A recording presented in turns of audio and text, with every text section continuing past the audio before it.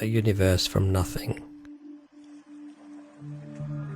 13.7 billion years ago our universe came into existence.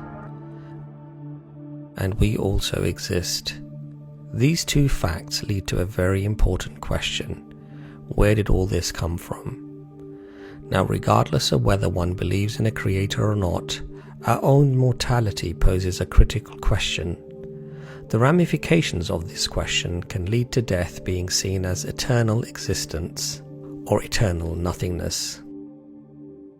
Despite its importance, most people will invest far more time searching for their next phone or deciding upon their next meal.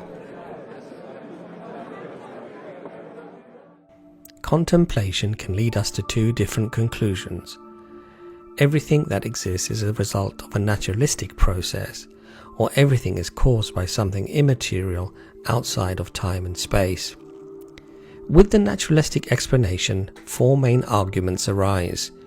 The universe has always existed, the universe has come into existence from other material causes, there are an infinite number of universes, the multiverse theory, or that the universe is a cyclic universe and part of an eternal sequence. Let us delve more deeply into these four materialistic explanations. The universe has always existed. Now, this theory that the universe has no beginning contradicts mainstream science. There is overwhelming evidence to show that the universe began to exist around 13.7 billion years ago, and this is widely accepted within the scientific world. The current view is that the universe began with what's called the Big Bang. Immediately following that was a stage of inflation, which was an exponential expansion, which settled down, for one reason or another, into a more sedate expansion, which then became an exponential expansion, which is what we see, what got the Nobel Prize a few years ago, the accelerated expansion of the universe.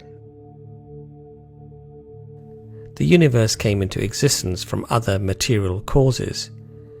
This theory raises more questions than it answers. We now need an explanation for those material causes, which are likely contingent and dependent on something else. It then creates an illogical infinite regression of causes, known as the infinite regress fallacy. It is illogical because if infinite material causes are necessary to bring about our present universe, we would never be able to traverse the infinite number of steps needed to get to the present moment. The multiverse. This theory cannot account for the infinite amount of matter and energy necessary to generate an infinite number of universes. Is it uncaused? Otherwise, we fall back into the infinite regression fallacy. Even more illogical than the idea of uncaused matter and energy is the concept of infinite matter and energy. Other than a mathematical abstraction, the quantifiable infinite is not plausible or coherent. Imagine adding or subtracting 1 from infinite. It results in an absurd conclusion of infinite minus 1. A cyclic universe. A theory proposing a universe with no beginning and no end is still required to justify the origin of matter and energy. A cyclic universe cannot account for the fine-tuning of the universe and how these infinitesimal small values randomly found their correct proportions.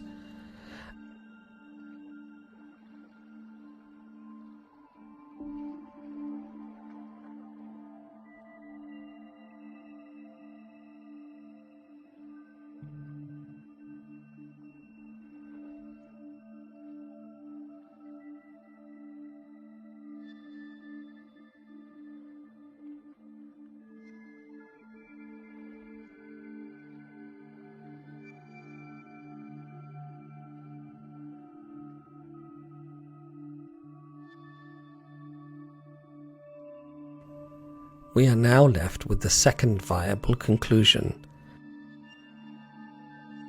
that the universe was created by a creator of unimaginable power who chose to create the universe at a specific time. The first cause is by necessity uncaused, which is the exact Islamic definition of God. Ultimately, the choice lies between believing that matter, energy, and the laws of physics have always existed without a cause, or believe in an uncaused cause for everything, a creative power of incredible might and intelligence. The ultimate truth cannot be directly and empirically known, therefore we need to take a conclusion based upon logic and reason. Just as we do with every other decision in life, we accept that which is more probable. If we eliminate the highly improbable, then what is left, no matter how unpalatable, must be the truth. Allah says in the Quran, "Indeed, in the creation of the heavens and the earth, and in the alternation of the day and the night, there are signs for people of reason."